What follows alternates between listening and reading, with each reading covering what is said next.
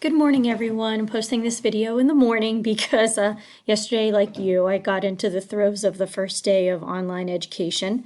Maybe I didn't mention before, I can't remember whether I did in my intro video, that my day job is to teach ESOL, English as a Second Language for students. And yesterday was a day of trying to make sure that students that I wasn't able to get a hold of last week were able to get online yesterday. So it became an interesting day for me. I'm sure that the rest of you had something similar going on. So I've been working on grading your learning logs, on your discussion boards, and on your data analysis projects. I've been doing kind of a smattering of each, so you may see that you've gotten a grade for a learning log, but not for anything else, because I don't go particularly student by student. I've been mixing it up for myself and grading a little bit here of this kind of thing and that and something else. So looking through your data analysis projects, I was very excited to see so many of the patterns that you were able to find. It's so essential that we look at data without being colorblind. Colorblindness is something I talked about in the very last video that I posted for you all as I was going through that PowerPoint to show you the continuum. So that may have been new to some of you. It's very essential, though, that we aren't colorblind when we're looking at our data, because we have to figure out whether it's cultural bias that is leading to the data outcome. Whether it's the systemic barriers that we've put in place, like the things that if teachers don't understand differences in race and differences in culture, and how culture impacts behavior, or how culture impacts speech patterns, then of course we can look at something and misinterpret a situation. And those are sometimes, actually often, what cause the disparity in discipline referrals, because there's a misunderstanding in what the culture is. Just to give you an example, this year we had a situation like that in one of my schools, because I have students who tend to be very, very up close and personal with people, teachers or anybody. Personal space isn't necessarily an issue in their culture, because speaking closely to someone is typical. The teacher took that student's behavior to be aggressive, and the student was written up, even though the situation that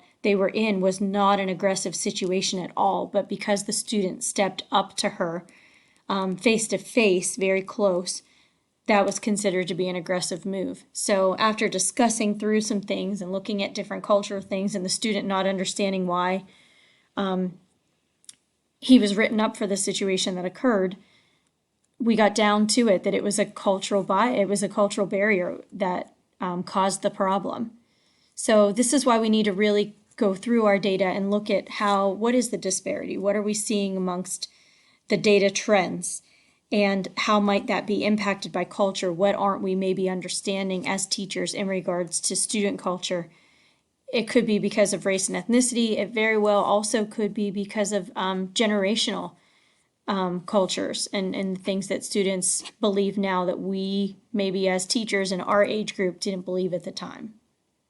So those are all just kind of points that I wanted to make because of some of the discussions that I've read in the data analysis projects. It's very important, again, to remember there are cultural biases, there are systemic biases, and all of these things make a difference whenever we are looking at our data trends and our patterns.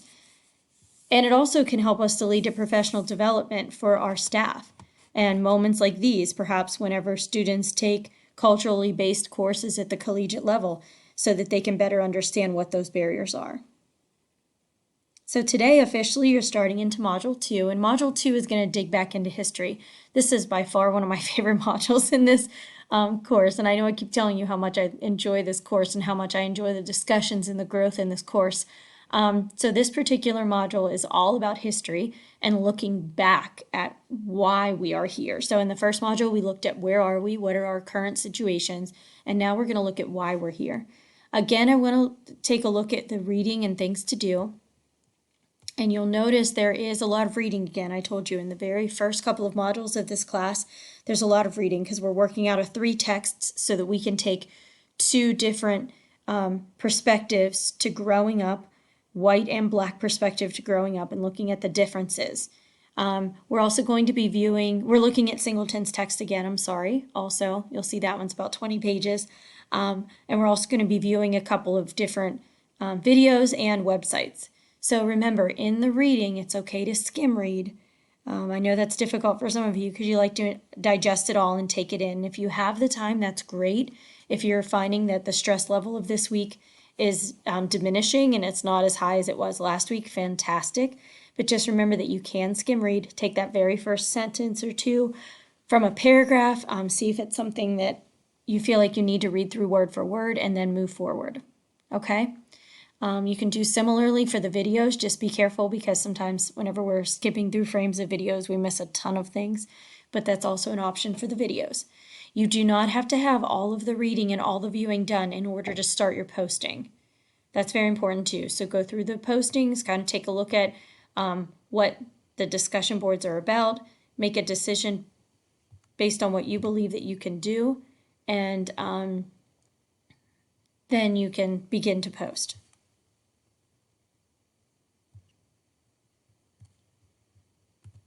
Okay, so in Module 2 also there's an attached file, a little media PowerPoint that will help you in your discussion boards.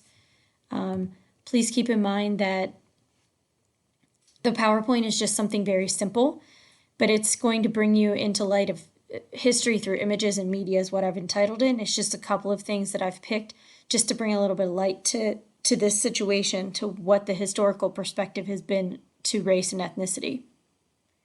You're also going to be looking at an Adam Ruins Everything. So this particular episode of Adam Ruins Everything is looking at the history of the suburbs, and it's about redlining. You've read about some redlining, and you will read about some redlining in Debbie Irving's book, and this puts the governmental piece behind it and gives you a little more information. I also have this little video called Systemic Racism Explained, which is very simple. But I think if you're looking for something to help you as a person to have difficult conversations, looking at something like this simple video may give you the words or the empowerment of knowing that you truly can understand this topic. Your final project for this module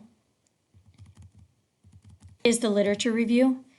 So make sure that you use the Huber Library resources. That's the best place to go. You have free access to a ton of journals and databases that will help you in order to be able to do this. Okay, you're looking for 3 scholarly articles, and you're not going to do a summary of these articles, but you're going to connect them based on themes and ideas that you've learned. So as you're reading them, kind of keep track of what are some things that overlap. When I'm doing this kind of project for any reason or reading and doing research, I tend to use 3 different color highlighters or 3 methods to mark my articles. And I will mark everything that fits one theme in pink, everything that fits another theme in yellow, another theme in blue, and then I look at the connectedness between them.